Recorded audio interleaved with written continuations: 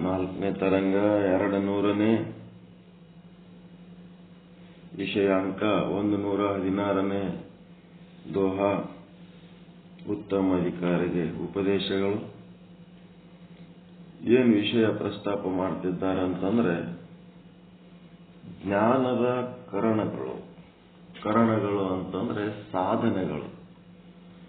ಸಾಧನೆಗಳು ಇದ್ರೇನೆ ಸಾಧನೆ ಮಾಡ್ಲಿಕ್ಕೆ ಬರ್ತದ. ಸಾಧ್ಯ ವಸ್ತುವನ್ನ ಅಂದ್ರೆ ಗುರಿಯನ್ನ ತಲುಪಲಿಕ್ಕೆ ಸಾಧ್ಯ ಆಗ್ತದ. ಅದಕ್ಕೆ ಜ್ಞಾನಕ್ಕೆ ಅತ್ಯಂತ ಪ್ರಮುಖವಾದ ಕರಣಗಳು ಯಾವುವು ಅಂತಂದ್ರೆ ಪ್ರಮಾತ, ಪ್ರಮಾಣ, ಪ್ರಮಿತಿ ಹಾಗೂ ಪ್ರಮೇಯ ಎನ್ನುವ ಚೇತನದ 4 ವ್ಯವಹಾರಗಳು. ಒಂದೇ ಚೇತನ 4 ರೀತಿ ವ್ಯವಹಾರ ಮಾಡುತ್ತಿರುವ ಕಾರಣ ಅದಕ್ಕೆ ಪ್ರಮಾತ ಚೇತನ, ಪ್ರಮಾಣ ಚೇತನ, ಪ್ರಮಿತಿ ಚೇತನ, ಪ್ರಮೇಯ ಚೇತನ ಅಂತಾರೆ. ಆದರೆ ಅಲ್ಲಿ 4 ಇಲ್ಲ, ಒಂದೇ ಜ್ಞಾನ. ಹೀಗಾಗಿ ಅವಕ್ಕ ಉಪಾಧಿಗಳು ಕೂಡ ಅಂತಾರೆ. 4 ಉಪಾಧಿಗಳು, ಒಂದೇ ಚೇತನದ 4 ಉಪಾಧಿಗಳು, ಪ್ರಮಾತ, ಪ್ರಮಾಣ, ಪ್ರಮಿತಿ, ಪ್ರಮೇಯ ಅಂತ. ಇಲ್ಲಿ 4 ಕಾರ್ಯಗಳು ಆಗ್ಬೇಕಾದ್ರೆ ಎಲ್ಲನೂ ಸೇರಿ ಏನ್ ಮಾಡ್ತಾವಂದ್ರೆ ಜ್ಞಾನವನ್ನೇ ಉಂಟು ಮಾಡ್ತವೆ. ಜ್ಞಾನದ 4 ಕಾರ್ಯಗಳು ಆಗಬೇಕಾದರೆ ಇವು ಎಷ್ಟೆಷ್ಟು ಜವಾಬ್ದಾರಿಗಳದವ ಅನ್ನೋದ್ರ ಬಗ್ಗೆ ನಿನ್ನೆ ಚಿಂತನೆ ಮಾಡಿದ್ರು. ಈ 4 ಸೇರಿದರೇನೆ ಜ್ಞಾನವಾಗುತ್ತದೆ. ಜ್ಞಾನವಾಗುವಲ್ಲಿ 4ರ ಪಾತ್ರಗಳು ಎಷ್ಟದವ ಅನ್ನೋದು ತಿಳ್ಕೊಂಡ್ರಿ. ಇಲ್ಲಿ ತನಕ ನಾವೇನ್ ತಿಳ್ಕೊಂಡಿದ್ದೆವು, ಇಂದ್ರಿಯಗಳೇ ಪ್ರಮಾಣಗಳು ಅಂತ ಹೇಳ್ಕೊಂಡು ಬಂದಿದ್ದೆವು. ಆ ನೇತ್ರಾದಿ ಇಂದ್ರಿಯಗಳು ಏನ್ ಮಾಡ್ತಾವ, ರೂಪಾದಿ ಜ್ಞಾನಕ್ಕೆ ಪ್ರಮಾಣಗಳೆಂದು ಹೇಳಿಕೊಂಡು ಬಂದಿದ್ದಾರೆ. ಆದರೆ ಈಗ ಇನ್ನಷ್ಟು ಆಳವಾಗಿ ಯೋಚಿಸಲಾಗಿ ಕೇವಲ ಇಂದ್ರಿಯಗಳು ಜ್ಞಾನಕ್ಕೆ ಕರಣಗಳ ಅಲ್ಲ, ಕೇವಲ ಇಂದ್ರಿಯಗಳು ಕರಣಗಳಾಗುವುದಿಲ್ಲ. ಜ್ಞಾನ ಎದರಿಂದ ಆಗ್ತದ ಅಂದ್ರೆ ಬರೀ ಇಂದ್ರಿಯಗಳಿಂದ ಆಗ್ತದ ಅಂತ ನಾವೇನ್ ಮಾಡಿವಿ, ಸಾಮಾನ್ಯ ಜನರಿಗೆ ತಿಳಿಯೋದಕ್ಕೆ ಜ್ಞಾನೇಂದ್ರಿಯಗಳು ಕೂಡ ಅಂದುಬಿಟ್ಟಿವೆ. ಅದಕ್ಕೆ ಪಂಚ ಜ್ಞಾನೇಂದ್ರಿಯಗಳು ಅಂದಿವ ಇಲ್ರಿ, ಕಣ್ಣು, ಕಿವಿ, ಮೂಗು, ನಾಲಿಗೆ, ವಿಜ್ಞಾನ ಸಹಿತ ಜ್ಞಾನೇಂದ್ರಿಯ, ಸೆನ್ಸ್ ಗ್ಲ್ಯಾಂಡ್ಸ್ ಅಂತಾರ. ಜ್ಞಾನೇಂದ್ರಿಯ ಅಂತೀರ ಇಲ್ರಿ? ಮತ್ತ ಕಣ್ಣಿನಿಂದ ಜ್ಞಾನ ಆಗ್ತದ, ಪಂಚ ಜ್ಞಾನೇಂದ್ರಿಯಗಳಿಂದ ಅಂತೀವಿ ಅಂದ್ರ ಹೆಂಗಾಗ್ತದ? ಅಂತಃಕರಣ ವೃತ್ತಿ ಇಲ್ಲದಿದ್ದರೆ ಕೇವಲ ಇಂದ್ರಿಯಗಳಿಂದ ಜ್ಞಾನ ಆಗುವುದಿಲ್ಲ. ಒಳಗೆ ಅಂತಃಕರಣ ವೃತ್ತಿನೇ ಇಲ್ಲಂದ್ರೆ ಜ್ಞಾನೇಂದ್ರಿಯದಿಂದ ಏನು ಜ್ಞಾನ ಆಗ್ತದ? ಕಿವಿ ಇದೆ, ಕಣ್ಣು ಇದೆ, ಎಲ್ಲ ಇಂದ್ರಿಯಗಳು ಇದ್ದಾಗೂ ಸಹಿತ ಅಂತಃಕರಣ ವೃತ್ತಿ ಅಲ್ಲಿ ಇರಲಿಲ್ಲ ಅಂತಂದ್ರೆ ಜ್ಞಾನ ಆಗಂಗಿಲ್ಲ. ರುಚಿ ಗೊತ್ತಾಗಂಗಿಲ್ಲ, ಶಬ್ದ ಗೊತ್ತಾಗಲ್ಲ, ಸ್ಪರ್ಶ ಗೊತ್ತಾಗಲ್ಲ, ರೂಪ ಗೊತ್ತಾಗಲ್ಲ, ರಸ ಗೊತ್ತಾಗಲ್ಲ, ಗಂಧ ಗೊತ್ತಾಗಲ್ಲ. ಇಲ್ಲಿ ಅಂತಃಕರಣ ವೃತ್ತಿಯ ಅವಶ್ಯಕತೆಯನ್ನು ಅರಿಯಬೇಕು. ಇಂದ್ರಿಯಗಳ ಜೊತೆ ವೃತ್ತಿಯೂ ಬೇಕು. ಅಂತಃಕರಣ ವೃತ್ತಿಯು ನೇತ್ರದ್ವಾರ ಹೊರಗೆ ಹೋಗುತ್ತದೆ. ಅಲ್ಲಿ ಶ್ರೋತ್ರದ್ವಾರ ಹೊರಗೆ ಹೋದಾಗಲೇ ಆ ವೃತ್ತಿಗಳು ಇಂದ್ರಿಯಗಳ ಜ್ಞಾನಕ್ಕೆ ಕಾರಣವಾಗುವುದಿಲ್ಲ. ಕಣ್ಣು ಇವೆ, ಮುಂದಿನಿಂದಲೇ ಒಬ್ಬ ಹೋದ, ಕಣ್ಣು ಆ ಹೋದ ವ್ಯಕ್ತಿಯನ್ನ ನೋಡಿರಬಹುದು. ಆದರೆ ಅಲ್ಲಿ ಅಂತಃಕರಣ ಮನಸ್ಸು ಇಲ್ಲದಿದ್ದರೆ ಯಾವ ಕಡೆ ಹೋದ ಅಂತ ಕೇಳಿದ್ರೆ ಏನೂ ಗೊತ್ತಿಲ್ಲ ಅಂತ ಹೇಳುವಂತ ಪ್ರಸಂಗ. ಅಂತಃಕರಣ ವೃತ್ತಿಯೇ ಇಂದ್ರಿಯಗಳಿಗಿಂತ ಮುಖ್ಯ ಸಾಧನ. ಜ್ಞಾನ ಸಂಪಾದನೆಗೆ ಅದು ಕೆಲವು ಕಡೆ ಇಂದ್ರಿಯ ದ್ವಾರ ಬರಬಹುದು. ಜ್ಞಾನ ಕೆಲವು ಸಾರಿ ಇಂದ್ರಿಯಲಿಂತ ಬರ್ತದ. ಆದರೆ ಅನೇಕ ಬಾರಿ ಇಂದ್ರಿಯಗಳ ಸಹಾಯವಿಲ್ಲದೆಯೇ ಸುಖ ದುಃಖಗಳ ಜ್ಞಾನವಾಗುತ್ತದೆ.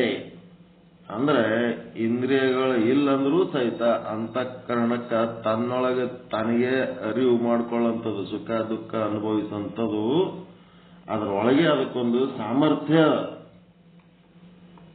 ಈಗ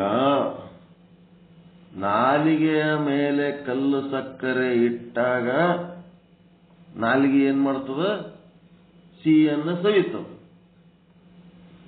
ನಾಲ್ಗಿ ಮೇಲೆ ಕಲ್ಲು ಸಕ್ಕರೆ ಇರ್ಲಾರ್ದಾಗ ನಿಮ್ಮ ಅಂತಃಕರಣ ಸಿಹಿಯನ್ನು ಸವಿಲಕ್ ಬರ್ತದಿಲ್ಲ. ನಿಮ್ಮ ಅಂತಃಕರಣಕ್ಕ ಇಂದ್ರಿಯದಿಂದ ನಿಮಗೆ ಇರ್ಲಿಕ್ಕಿಲ್ಲ. ಮನಸ್ಸಿನೊಳಗೆ ನೀವು ಕಲ್ಲು ಸಕ್ಕರೆ ತಿನ್ಲಕ್ ಬರ್ತದ? ಇಲ್ಲ. ಮನಸ್ಸಿನಿಂದ ಕಲ್ಲು ಸಕ್ಕರೆ ಹೆಂಗಿರ್ತದ, ಏನಿರ್ತದ, ಅದ ರುಚಿ ಅನುಭವಿಸ್ತೀರಾ? ಇಲ್ಲ. ಇಂದ್ರಿಯ ನಿಮಗ್ ಪಾಂಡಿತ್ಯ ಬೇಕಾಗಿಲ್ಲ. ಪ್ರಶ್ನೆ ಕೇಳಿದ್ದಕ್ಕೆ ಉತ್ತರ ಕೊಡ್ರಿ ಅಷ್ಟೇ.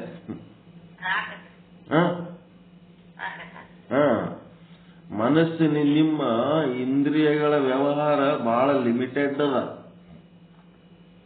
ಇಂದ್ರಿಯಗಳ ವ್ಯವಹಾರ ಎಷ್ಟದ? ಲಿಮಿಟೆಡ್ ಅದ. ಜಾಗೃತಾವಸ್ಥೆಯಲ್ಲಿ ನಿಮ್ಮ ಜೇಬನಾಗ ರೊಕ್ಕಿದ್ರೆ ಮಾತ್ರ ಸ್ವೀಟ್ ಅಂಗಡಿಗೆ ಹೋಗಿ ಗುಲಾಬ್ ಜಾಮೂನು ಖರೀದಿ ಮಾಡಿ ತಿನ್ನಲಿಕ್ಕೆ ಸಾಧ್ಯ. ಅದೇ ನೀವು ಸ್ವಪ್ನಾವಸ್ಥೆಯಲ್ಲಿ ಮಲ್ಕೊಂಡಾಗ ನಿಮ್ಮ ಅಂತಃಕರಣನೇ ಕೆಲಸ ಮಾಡ್ತಿರ್ತದಲ್ಲಿ. ಸೂಕ್ಷ್ಮ ಶರೀರದ ಕೆಲಸದ ಅಲ್ಲಿ, ಸ್ಥೂಲ ಶರೀರ ಇಂದ್ರಿಯಗಳು ಇಲ್ಲ. ಕನಸಿನಾಗ ಜಾಮೂನ್ ತಿಂತೀರಾ? ಇಲ್ಲ. ಮತ್ತೆ ರೊಕ್ಕಿಲ್ಲದೆ ಏನೆಲ್ಲ ಮಾಡ್ತಿರಲ್ಲ. ಇಲ್ಲಿ ಸೂಕ್ಷ್ಮ ಶರೀರದ ಶಕ್ತಿ ಏನದ ಈ ಇಂದ್ರಿಯಗಳಿಗಿಂತ ಜಾಸ್ತಿ ಅದ. ಏನೆಲ್ಲ ಮಾಡ್ತದ, ಏನೆಲ್ಲ ಮಾಡ್ತದ, ಅದಕ್ಕಿರೋ ಸಾಮರ್ಥ್ಯ ಆ ರೀತಿ ಅದ. ಅಂತಃಕರಣ ಈ ಇಂದ್ರಿಯಗಳ ವ್ಯವಹಾರ ಒಂದು ಇತಿಮಿತಿ ಒಳಗದ. ಆದ್ರೆ ಅಂತಃಕರಣದ ವ್ಯವಹಾರ ಏನೆಲ್ಲ ಮಾಡೋಂಥ ಕೆಪಾಸಿಟಿ ಅದ. ದೊಡ್ಡ ಶಕ್ತಿ. ಅಂತ ಒಂದು ದೊಡ್ಡ ಶಕ್ತಿ ನಮ್ಮ ಒಳಗೆ ಇಟ್ಕೊಂಡ ಮೇಲೆ ಅದಕ್ಕೆ ಸೂಕ್ತವಾದ ಮಾರ್ಗದರ್ಶನ ಮಾಡಿ ಸದ್ಬಳಕೆ ಮಾಡ್ಕೋಬೇಕಾಗಿದ್ದು ಈ ಮನುಷ್ಯನ ಕರ್ತವ್ಯ. ಅಂಥದ್ದೊಂದು ದೊಡ್ಡ ಶಕ್ತಿ ಕೊಟ್ಟಾಗ ಆ ಶಕ್ತಿಯನ್ನ ಒಳ್ಳೆ ರೀತಿ, ಬುದ್ಧಿಯನ್ನ ಒಳ್ಳೆ ಕೆಲಸಕ್ಕ, ಮನಸ್ಸನ್ನ ಒಳ್ಳೆ ಕೆಲಸಕ್ಕ, ಸ್ಮೃತಿಗಳ ಜ್ಞಾನ ಏನದಲ್ಲ ನಿಮ್ಮ ಚಿತ್ತ, ಅದು ಒಳ್ಳೆ ನೆನಪುಗಳನ್ನು ಸಂಗ್ರಹ ಮಾಡುವುದಕ್ಕ, ಮತ್ತು ಒಳ್ಳೆ ಕೆಲಸದ ಬಗ್ಗೆ ಅಭಿಮಾನ ಪಡುವುದಕ್ಕ ಅದು ಮಾಡಬೇಕು. ಒಳ್ಳೆ ಕೆಲಸ, ಸಂತರ ಮಹಾತ್ಮರ ಮೆರವಣಿಗೆ ಮಾಡೋದು, ಒಳ್ಳೆ ಕೆಲಸಕ್ಕೆ ಅಭಿಮಾನ ಪಡೋದು. ತಪ್ಪು ಮಾಡಿ ಜೈಲಾಗಿ ಬಿದ್ದವರಿಗೆ ಮೆರವಣಿಗೆ ಮಾಡೋದು ಹೆಂಗದ? ಜೈಲಿನಿಂದ ಹೊರಗೆ ಬರೋತ್ಲೇನೆ ಅವ್ರಿಗೆ ಹಿಡ್ಕೊಂಡು ಹೊರಗೆ ಬರೋನ ಅವ್ರಿಗೆ ಕರ್ಕೊಂಡಕ್ಕೆ ರೋಡ್ ಮೇಲೆ ಮೆರವಣಿಗೆ ಮಾಡಿದ್ರೆ ಸದ್ಬಳಕೆ ಅಂತಾರೇನ್ರಿ? ಅದಕ್ಕೆ ದುರ್ಬಳಕೆ.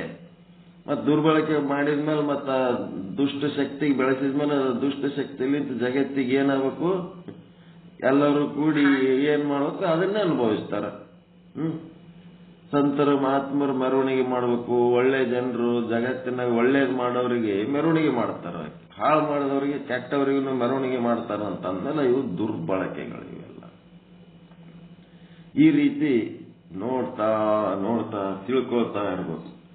ಅದಕ್ಕ ಇಂದ್ರಿಯಗಳ ವ್ಯವಹಾರ ಇಲ್ಲದೆ ಅಂತಃಕರಣ ಇಂದ್ರಿಯಗಳ ಏನು ವಿಷಯ ಭೋಗ ಮಾಡ್ತದ ಆ ಅಂತಃಕರಣ ಸಹಿತ ವಿಷಯ ಭೋಗ ಮಾಡ್ತದೆ. ಭೌತಿಕವಾಗಿ ಮಾಡ್ಲಿಕ್ಕಿಲ್ಲ, ಮಾನಸಿಕವಾಗಿ ಮಾಡ್ಲಿಕ್ಕೆ ಬರ್ತದ? ಇಲ್ಲ.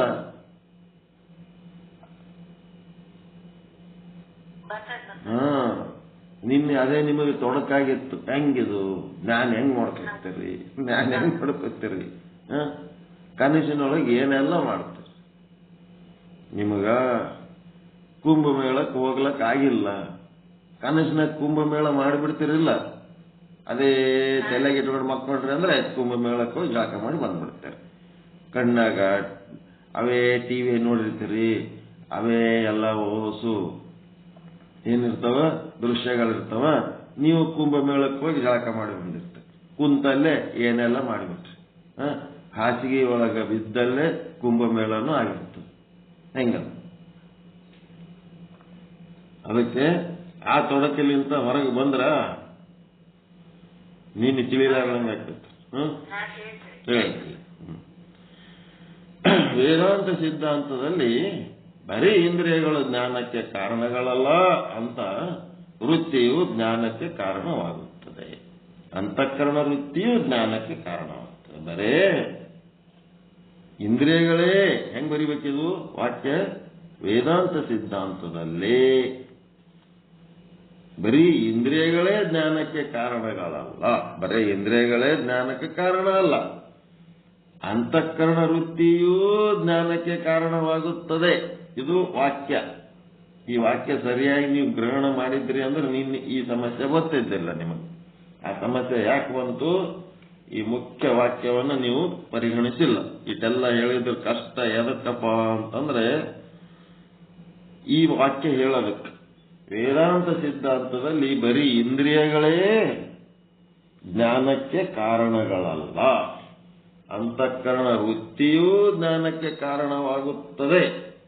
ಯದ್ಯಪಿ ಒಂದು ವೇಳೆ ನಾವು ಇಂದ್ರಿಯಗಳೇ ಕಾರಣಗಳೆಂದು ಹೇಳಿಕೊಂಡು ಬಂದಿದ್ದೇವೆ, ಆದರೂ ಕೂಡ ವೇದಾಂತ ಸಿದ್ಧಾಂತದಲ್ಲಿ ಇಂದ್ರಿಯಗಳು ಪ್ರಮಾಜ್ಞಾನಕ್ಕೆ ಕಾರಣಗಳು ಎಂದು ಹೇಳಿರುವುದಿಲ್ಲ. ಈ ಒಂದು ವೇದಾಂತ ಸಿದ್ಧಾಂತದಾಗ ಇಂದ್ರಿಯಗಳಿಗೆ ಪ್ರಮಾಜ್ಞಾನಕ್ಕ ಕಾರಣಗಳ ಅಂತ ನಾವು ಹೇಳಿಲ್ಲ. ಹೇಳಿ ಮುಂದೇನ್ ಮಾಡ್ತಾರ? ಅದು ಸಂಭವಿಸೋದು ಇಲ್ಲ. ಆ ರೀತಿ ಹೇಳಿದ್ದು ಸರಿನೂ ಆಗಲ್ಲ. ಏಕೆಂದರೆ ಚೇತನದ 4 ಭೇದಗಳಿರುತ್ತವೆ: ಪ್ರಮಾತ, ಪ್ರಮಾಣ, ಪ್ರಮಿತಿ. ಪ್ರಮಿತಿ ಅಂದ್ರೆ ಪ್ರಮಾಚೇತನಕ್ಕೆ ಪ್ರಮಿತಿ ಅಂತಾರೆ, ಪ್ರಮೇಯ ಇದಕ್ಕೆ ವಿಷಯ ಚೇತನಕ್ಕೆ ಪ್ರಮೇಯ ಅಂತನೂ ಅಂತಾರೆ.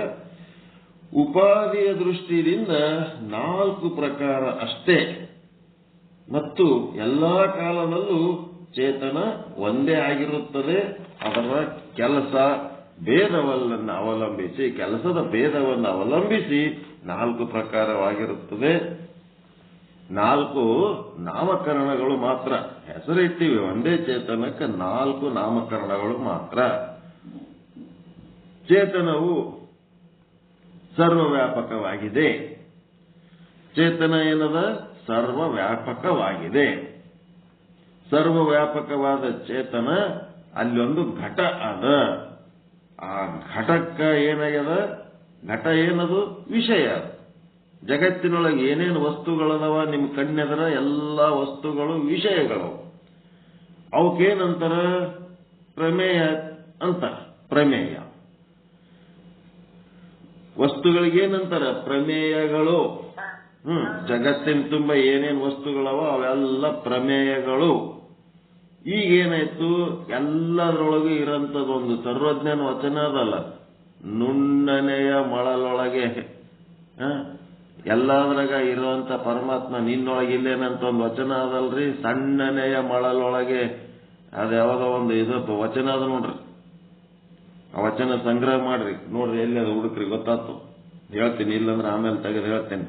ಹಂಗ ಪರಮಾತ್ಮ ಎಲ್ಲಾ ಕಡೆ ಅದನ್ನ. ಅಣು ರೇಣು ತೃಣ ಕಾಷ್ಟ. ಅಣು ರೇಣು ತೃಣ ಕಾಷ್ಟ ಏನಿವು? ಸಚಾರ ಅಚಾರ ಏನಿವೆಲ್ಲ ಪ್ರಮೇಯಗಳು. ಪ್ರಮೇಯಗಳು ಹೌದಲ್ರಿ? ವಿಷಯಗಳು. ಪ್ರಮೇಯ ಅಂದ್ರೆ ವಿಷಯ.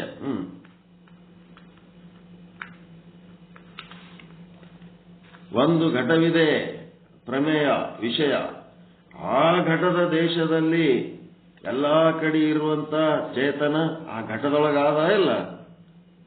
ಘಟದ ಸಮಾನಾಕಾರವಾದ ಚೇತನ ಅಲ್ಲಿನೂ ಆದ. ಹೀಗಾಗಿ ಆ ಚೇತನಕ್ಕ ಏನಂತೀವಿ ಅಂತಂದ್ರ, ಘಟದ ಸಮಾನಾಕಾರವಾದ ಚೇತನಕ್ಕ ನಾವು ಪ್ರಮೇಯ ಚೇತನ ಅಂತೀವಿ. ಯಾವ ವಸ್ತು ಅದ ಆ ವಸ್ತುವಿನ ಘಟ ಒಂದೇ ಅಲ್ಲ, ಎಲ್ಲಾ ಜಗತ್ತಿನ ಎಲ್ಲ ವಸ್ತುಗಳು. ನಿಮ್ಮ ದೇಹನೂ ಒಂದು ವಸ್ತು, ಹೌದಾ ಇಲ್ಲ? ದೇಹದ ಸಮಾನಾಕಾರವಾದ ಚೇತನ ದೇಹದಾಗದ. ಮತ್ತೆ ಎಷ್ಟೋ ವಸ್ತುಗಳು ಕಣ್ಣೆದರದವ, ಎಲ್ಲಾ ವಸ್ತುಗಳೊಳಗ ಏನದ ಚೇತನ ತುಂಬ್ಯದ, ಸರ್ವವ್ಯಾಪಕವಾದ ಚೇತನ ತುಂಬ್ಯದ. ಆ ಒಂದು ವಸ್ತುವಿನ ಸಮಾನಾಕಾರವಾದ ಚೇತನಕ್ಕೇನಂತೀವಿ? ಪ್ರಮೇಯ ಚೇತನ. ಅದಕ್ಕೆ ಎರಡು ಶಬ್ದ ತಿಳ್ಕೋಬೇಕು: ಪ್ರಮೇಯ, ಪ್ರಮೇಯ ಚೇತನ. ಪ್ರಮೇಯ, ಪ್ರಮೇಯ ಚೇತನ. ಯಾವುದೇ ಒಂದು ವಸ್ತು ನೋಡಿದ್ರೆ ಅದಕ್ಕೆ ಪ್ರಮೇಯ, ವಿಷಯ ಏನಾರೇನ್ರಿ, ಮತ್ತು ಅದರೊಳಗೆ ಪರಮಾತ್ಮ ಅದನ್ನಂತ ಇಮಿಡಿಯೇಟ್ ಬರ್ಬೇಕು ನಿಮಗೆ ತಲೆ. ಅದರೊಳಗ ಚೇತನ, ಸರ್ವವ್ಯಾಪಕ ಚೇತನ ಈ ಪ್ರಮೇಯದಲ್ಲೂ ಇದೆ, ಈ ವಿಷಯದಲ್ಲೂ ಇದೆ. ಅದು ನಿಮಗ ಒಳ್ಳೆಯದು, ಕೆಟ್ಟದು, ಅನುಕೂಲ, ಪ್ರತಿಕೂಲ ಅವೆಲ್ಲ ನಿಮ್ಮ ಜೀವನಕ್ಕೆ ಸಂಬಂಧಪಟ್ಟದ್ದೇ ಹೊರತು ಅದು ಅಮೃತದಾಗ ಅಷ್ಟೇ ಪರಮಾತ್ಮ ಅದನ್ನು, ವಿಷಯದಾಗ ಪರಮಾತ್ಮ ಇಲ್ಲೇನು? ಎಲ್ಲ ಕಡೆ ಅದನ್ನ. ಜಗಲಿ ಮೇಲಿಟ್ಟು ನೈವೇದ್ಯದಾಗ ಅಷ್ಟೇ ಪರಮಾತ್ಮ ಅದನ್ನ. ಮಲ ವಿಸರ್ಜನೆ ಮಾಡಿದ್ರಾಗ ಅದನ್ನ ಇಲ್ಲ. ಎಲ್ಲ ಕಡೆ ಅದನ್ನ, ಅವ ಇಲ್ಲದ ಜಾಗನೇ ಇಲ್ಲ. ಹಿಂಗಾಗಿ ಪ್ರಮೇಯ, ವಿಷಯ, ಎಲ್ಲ ಪ್ರಮೇಯಗಳು, ವಿಷಯಗಳು ಅಂತೇಳಿ ಎಲ್ಲ ನೋಡ್ಕೊತೋಬೇಕು. ಪ್ರಮೇಯ ನೋಡ್ಬೇಕು, ವಿಷಯ ಅನ್ಕೋಬೇಕು. ಇದನ್ನ ತಿಳ್ಕೊಂಡು ಕೂಡ್ಲೇನೆ ಅಲ್ಲಿ ಏನ್ ಮಾಡ್ಬೇಕಪ್ಪ ಅಂತಂದ್ರೆ, ಏನ್ ಮಾಡ್ಬೇಕು? ಪ್ರಮೇಯ ಚೇತನದ ದರ್ಶನ ಮಾಡ್ಕೋಬೇಕು. ದರ್ಶನ ಇದ್ರೊಳಗದ ಭಾನ ಮಾಡ್ಕೊಳ್ರಿ, ಜ್ಞಾನ ಮಾಡ್ಕೊಳ್ರಿ. ದರ್ಶನ ಮಾಡ್ಕೊಳ್ಳೋದಂದ್ರೆ ಜ್ಞಾನ.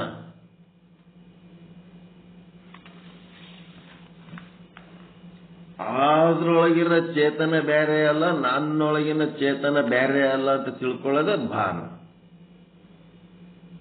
ಹೌದಾ ಇಲ್ಲ? ಪ್ರಮೇಯ ನೋಡಿದ ಕೂಡ್ಲೇನೆ ಆ ಪ್ರಮೇಯ ಚೇತನದ ದರ್ಶನ ಮಾಡ್ಕೊಂಡ್ರೆ ಜ್ಞಾನ. ಅದ್ರೊಳಗೆ ಪರಮಾತ್ಮ ಅದಾನ ಅನ್ಕೋತ, ಅದ್ರೊಳಗಿರೋ ಪರಮಾತ್ಮ ಬೇರೆ ಅಲ್ಲ, ನಾನು ಬೇರೆ ಅಲ್ಲ ಅನ್ಕೊಂಡ್ರೆ ಅದು ಭಾನ. ಮತ್ತಿನ್ನೇನಿಲ್ಲ, ಇಷ್ಟೇ. ನನ್ನೊಳಗಿನ ಚೇತನ, ನನ್ನ ಕೂಟಸ್ಥ ಸ್ವರೂಪ, ನನ್ನ ಸಾಕ್ಷಿ ಸ್ವರೂಪ, ಇದು ಏನದಲ್ಲ ಇದು ಬೇರೆ ಅಲ್ಲ, ಅದರೊಳಗಿರೋ ಚೇತನ ಬೇರೆ ಅಲ್ಲ. ಹಿಂಗಾಗಿ ಅಖಂಡ ಭಾವ, ಎಲ್ಲಾ ಪ್ರಮೇಯ ವಸ್ತುಗಳಲ್ಲಿ ಅಖಂಡ ಭಾವ ತಾಳ್ಕೋಬೇಕು. ಅದಕ್ಕೆ ಆ ಘಟದ ದೇಶದಲ್ಲಿ ಘಟದ ಸಮಾನಾಕಾರವಾದ ಚೇತನವನ್ನು ಪ್ರಮೇಯ ಚೇತನ ಎಂದು ನಾಮಕರಣ ಮಾಡಬೇಕು, ಹೆಸರಿಡಬೇಕು. ಪ್ರಮೇಯ ಚೇತನ ಅಂತ ಗುರುತಿಸಬೇಕು, ದರ್ಶನ ತಗೋಬೇಕು. ಘಟ ಉಪಯುತ ಚೇತನ, ವಿಷಯ ಚೇತನ, ಅವಚ್ಛಿನ್ನ ಚೇತನ ಏನೆಲ್ಲ ಅಂತಾರದಕ್ಕೆ. ಕೇವಲ ಘಟದ ನಾಮರೂಪ ಕಂಡು ಇದು ಘಟ ಎಂದು ಹೇಳಬಾರದು. ವೇದಾಂತ ಸಿದ್ಧಾಂತಿಯ ಲಕ್ಷಣಗಳೇನದವ, ಕೇವಲ ಈ ವಿಷಯ ವಸ್ತುಗಳನ್ನ ಆ ವಸ್ತುಗಳಂತ ಅಷ್ಟೇ ನೋಡಬಾರದು. ಅದು ನೋಡಿದ್ರೆ ಅಜ್ಞಾನದ ದೃಷ್ಟಿ.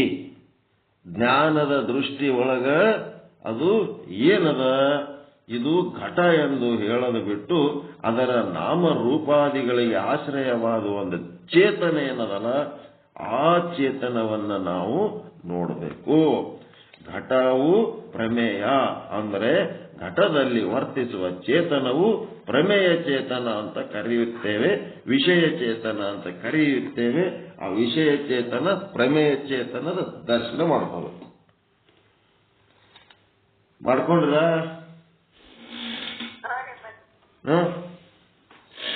ಎಲ್ಲಿ ಮಾಡ್ಕೊಂಡ್ರಿ? ಏನೇನು ವಿಷಯಗಳು ಸತ್ಸಂಗದಾಗ ಮಾತ್ರ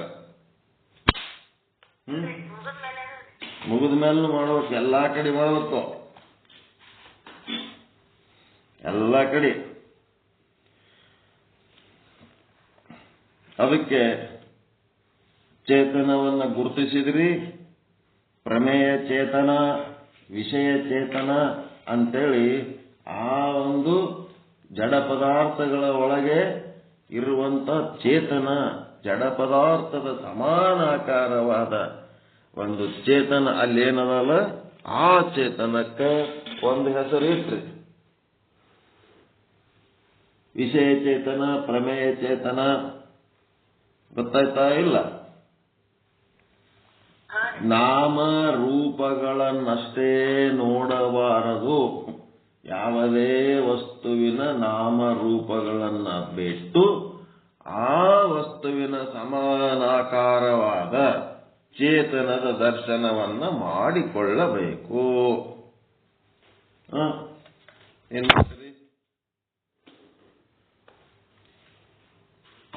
ಆ ಚೇತನ ಬೇರೆ ಅಲ್ಲ, ನಾನು ಬೇರೆ ಅಲ್ಲ ಅಂತೇಳಿ ಭಾನ ಮಾಡ್ಕೋಬೇಕು. ಜ್ಞಾನ ಅಂದ್ರೆ ಅದನ್ನ ಸೆಪರೇಟ್ ಇಟ್ಟು ತಿಳ್ಕೊಳ್ಳೋದು. ಅಸತ್ವ ಪಾದಕ ಆವರಣ, ಒಂಚೇತನ ಅಂತ ಆದಪ್ಪ ಅದ್ರೊಳಗ ಅಂತ ತಿಳ್ಕೊಳ್ಳೋದು ಜ್ಞಾನ. ಅದ್ರೊಳಗಿರೋ ಚೇತನ ಬೇರೆ ಅಲ್ಲ, ನನ್ನೊಳಗಿರುವ ಚೇತನ ಬೇರೆ ಅಲ್ಲ ಅಂತೇಳಿ ಅನುಭವಿಸೋದು ಏನದಲ್ಲ ಅದು ಭಾನ. ಎಲ್ಲದರೊಳಗೂ ತನ್ನ ಅಸ್ತಿತ್ವವನ್ನೇ ಅನುಭವಿಸಬೇಕು. ತನ್ನೊಳಗ ಎಲ್ಲರ ಅಸ್ತಿತ್ವವನ್ನು ಅನುಭವಿಸಬೇಕು. ಅಖಂಡ ಭಾವ ಇದು ಅನುಭವಿಸುವುದ ಪಾಠ, ಇದು ಅನುಭವದ ಪಾಠ. ಅನುಭವಿಸಬೇಕು. ಅನುಭವಿಸಲಿಲ್ಲ ಅಂತಂದ್ರೆ ಬರೀ ಪಾಠ ಕೇಳಿ ಎದ್ದವ್ರ ಉಪಯೋಗ ಇಲ್ಲ. ಇದು ಅನುಭವಿಸಬೇಕು. ಪ್ರಮಾತ ಚೇತನ, ಪ್ರಮಾಣ ಚೇತನ, ಪ್ರಮಿತಿ ಚೇತನ ಅಂದ್ರೆ ಪ್ರಮಾಚೇತನ, ಪ್ರಮೇಯ ಚೇತನ ಅಂದ್ರೆ ವಿಷಯ ಚೇತನ. ಈ ರೀತಿಯಿಂದ ಪ್ರಮ ಎಂದರೆ ಚೇತನವಿರುತ್ತದೆ. ಪ್ರಮಾ ಅಂತಂದ್ರೆ ಚೇತನ, ಪ್ರಮ ಅಂದ್ರೆ ಚೇತನ. ಇದನ್ನು ಗಟ್ಟಿಯಾಗಿ ತಿಳ್ಕೋಬೇಕು. ಇದು ಮುಖ್ಯವಾಗಿ ತಿಳಿಯಬೇಕು. ಚೇತನದ ಇನ್ನೊಂದು ಹೆಸರೇ ಪ್ರಮ ಅಂದ್ರೆ ಜ್ಞಾನ. ಪ್ರಮ ಅಂತ, ಪ್ರಮ ಅಂದ್ರೆ ಭಾನ, ಪ್ರಮ ಅಂದ್ರೆ ಜ್ಞಾನ, ಪ್ರಮ ಅಂದ್ರೆ ಭಾನ, ಪ್ರಮ ಅಂದ್ರೆ ಅರಿವು. ಅದಕ್ಕೆ ಪ್ರಮ ಅಂದ್ರೆ ಒಂದೇ, ಚೇತನ ಅಂದ್ರೆ ಒಂದೇ, ಜ್ಞಾನ ಅಂದ್ರೆ ಒಂದೇ, ಭಾನ ಅಂದ್ರೆ ಒಂದೇ, ಬ್ರಹ್ಮ ಅಂದ್ರೆ ಒಂದೇ, ಆತ್ಮ ಅಂದ್ರೆ ಒಂದೇ, ಕೂಟಸ್ಥ ಅಂದ್ರೆ ಒಂದೇ, ಸಾಕ್ಷಿ ಅಂದ್ರೆ ಒಂದೇ, ಸರ್ವವ್ಯಾಪಕ ವಿಭು ಅಂದ್ರು ಒಂದೇ. ಒಂದೇ ವಸ್ತು, ಒಳಗು ಹೊರಗು ಒಂದೇ ವಸ್ತು. ಆ ವಸ್ತುವಿನ ಪರ್ಯಾಯ ಶಬ್ದಗಳು, ಒಂದೇ ವಸ್ತುವಿನ ಪರ್ಯಾಯ ಶಬ್ದಗಳು ಬೇರೆ ಬೇರೆ ಬೇರೆ ಬೇರೆ ಹೆಸರುಗಳಿಂದ ಕರೆಯಲಾಗಿದೆ. ಅದು ಏನಾಗ್ಯದ, ಹೆಂಗಿರ್ತದ? ನಾಮರೂಪಾದಿಗಳನ್ನುಳ್ಳಂತ ವಿಷಯ ಅಥವಾ ಪ್ರಮೇಯ ಅದು ನಿತ್ಯವಾಗಿರುತ್ತದೋ, ಏನು ಅದರ ಸಮಾನಾಕಾರವಾದ ಚೇತನ ಏನದಲ್ಲ ಪ್ರಮೇಯ ಚೇತನ. ಪ್ರಮೇಯ ಚೇತನದೊಳಗೆ ಪ್ರಮಾದ ಇಲ್ಲ. ಆ ಪ್ರಮ ನಿತ್ಯವಾಗಿರ್ತದೋ, ನಾಮರೂಪಾದಿಗಳು ನಿತ್ಯವಾಗಿರ್ತವೋ? ಯಾವುದು ನಿತ್ಯ, ಯಾವುದು ಅನಿತ್ಯ? ನಾಮರೂಪಾದಿಗಳುಳ್ಳ ವಿಷಯ ಅಥವಾ ಪ್ರಮೇಯ ಅನಿತ್ಯ. ಪ್ರಮೇಯ ಚೇತನ ಅಲ್ಲ, ಪ್ರಮೇಯ ಚೇತನ, ಚೇತನ ನಿತ್ಯ. ಪ್ರಮೇಯಗಳು ಓದ್ತಿರ್ತಾವ, ಬರ್ತಿರ್ತಾವ. ಆದ್ರೆ ಅದ್ರೊಳಗಿರೋ ಚೇತನ ನಿತ್ಯ ಇರ್ತವ. ಆ ಚೇತನ ನಿತ್ಯ ಇರ್ತವ. ಅದಕ್ಕೆ ಅದು ನಿತ್ಯವಾಗಿರುತ್ತದೆ ಮತ್ತು ಸತ್ಯವಾಗಿರುತ್ತದೆ. ಅದೇನು ಸುಳ್ಳಿರಂಗಿಲ್ಲ, ಇರ್ತದ. ಪ್ರಮ ಸತ್ಯವಾಗಿರುತ್ತದೆ, ನಿತ್ಯವಾಗಿರುತ್ತದೆ. ಇಲ್ಲ ನಂಗಿಲ್ಲ, ಅದು ಇದ್ದೇ ಇರ್ತದ. ಚೇತನವು ಏನೇನು ಲಕ್ಷಣ? ನಿತ್ಯವಾಗ್ಯದ. ನಿತ್ಯವಾಗಿದೆ ಅಂತಂದ್ರೆ ಇದು ಯಾವ ಲಕ್ಷಣ? ಇದು ನಿತ್ಯವಾಗಿರುತ್ತದೆ ಅಂತಂದ್ರೆ ಶಾಶ್ವತವಾಗಿರುತ್ತದೆ. ನಿತ್ಯವಾಗಿರುತ್ತದ. ಮತ್ತೆ ಹೆಂಗಿರ್ತದ? ಆ ಚೇತನವು ಉತ್ಪತ್ತಿಯಾಗಿರುವುದಿಲ್ಲ, ಅಜನ್ಯವಾಗಿರ್ತದ. ಮತ್ತೆ ನಾಶವಾಗಂಗಿಲ್ಲ ಅಂತಂದ್ರೆ, ಜನ್ಯನೂ ಇಲ್ಲ ಅಂತಂದ್ರೆ ಅವಿನಾಶ ಇರ್ತದ. ಆ ಪ್ರಮಾಜ್ಞಾನದ ಲಕ್ಷಣ ಹೇಳಕತ್ತಾರ. ಅಜನ್ಯವಾಗಿ, ಇಂದ್ರಿಯ ಜನ್ಯವಲ್ಲ. ಇದು ಹೆಂಗದಂದ್ರೆ ಇಂದ್ರಿಯ ಜನ್ಯವಲ್ಲ. ಪ್ರಮ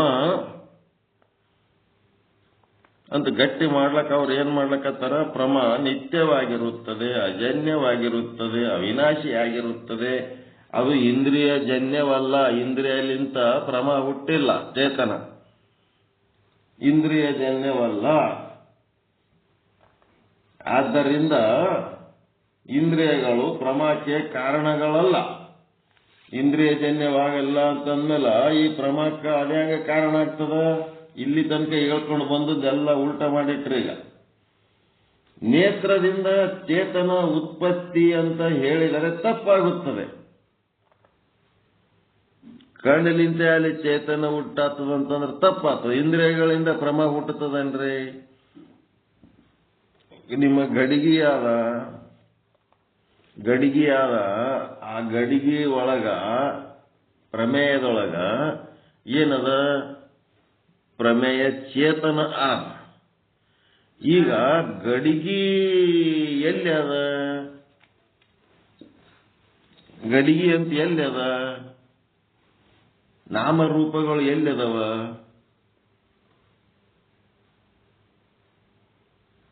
ನಿಮ್ ಬುದ್ಧಿ ಒಳಗದವ. ಅಲ್ಲಿ ಮಣ್ಣೆ ಅದ. ಜಗತ್ತಿನ ಎಲ್ಲಾ ನಾಮರೂಪಗಳು ಎಲ್ಲಿದಾವ ಅಂದ್ರೆ ನಿಮ್ ಬುದ್ಧಿ ಒಳಗದ.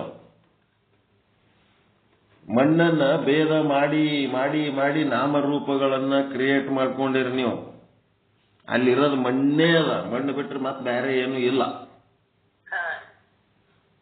ಬಂಗಾರದ ಅಂಗಡಿಗೆ ಹೋದ್ರೆ ಎಲ್ಲ ಓಸು ಬಂಗಾರನೇ ಅದಾವ. ಅವಕ್ಕ ನಾನಾ ರೀತಿ ಆಭರಣಗಳು ಎಲ್ಲಿದಾವ? ಅಂಗಡಿಯಾಗ ಬಂಗಾರನೇ ಅದ.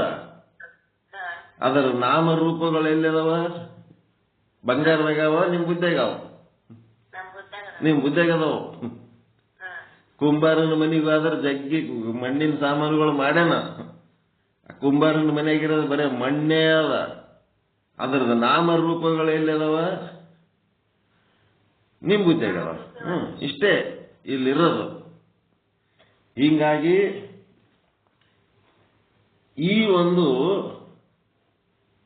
ನಾಮರೂಪಗಳು ನಿಮ್ ಬುದ್ಧಿಯಾಗದವ.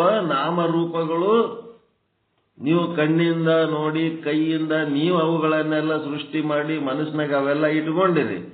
ಆದ್ರ ಆ ಪ್ರಮೇಯ ವಸ್ತುಗಳೊಳಗಿರುವ ಚೇತನ ಪ್ರಮ ಏನದಲ್ಲ, ಅದು ಎಲ್ಲದ? ಅದು ಎಲ್ಲ ಕಡೆ ಅದು. ನಿಮ್ಮ ಕಣ್ಣಿನಿಂದ ನೀವು ಗಡಿಗೆ ನೋಡ್ಬೋದು, ಕೈ ಕಾಲುಗಳನ್ನ ಬಳಸಿ ಆ ಮಣ್ಣು ತಗೊಂಡು ಗಡಿಗೆ ಮಾಡ್ಬೋದು, ಏನೆಲ್ಲ ಮಾಡ್ಬೋದು. ಆದ್ರೆ ಆ ವಿಷಯದೊಳಗಿರುವ ಚೇತನವನ್ನೇನರೆ ನೀವು ಸೃಷ್ಟಿ ಮಾಡ್ತೀರೇನು? ಅದು ಅಜನ್ಯ, ಅವಿನಾಶಿ, ಅನಿತ್ಯ.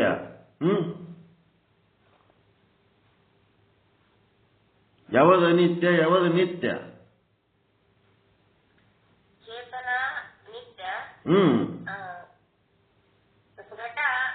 ಘಟದ ನಾಮರೂಪಗಳು ಏನ್ ಮಾಡ್ಕೊಂಡಿವಲ್ಲ ನಾವೆಲ್ಲ, ಈ ಜಗತ್ತಿನಾಗೆ ನಾಮರೂಪಾದಿಗಳು ನಾವು ಸೃಷ್ಟಿ ಮಾಡ್ಕೊಂಡಿವಲ್ಲ, ಅವೆಲ್ಲ ಓಸು ಅನಿತ್ಯ.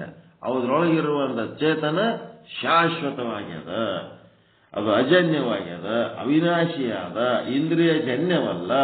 ನೀವು ಗಡಿಗೆ ತಯಾರು ಮಾಡ್ತೀರಿ, ಆದ್ರೆ ಗಡಿಗೆ ಒಳಗಿಂದು ಪ್ರಮೇಯ ಚೇತನ ನೀವು ತಯಾರು ಮಾಡ್ತೀರೇನು?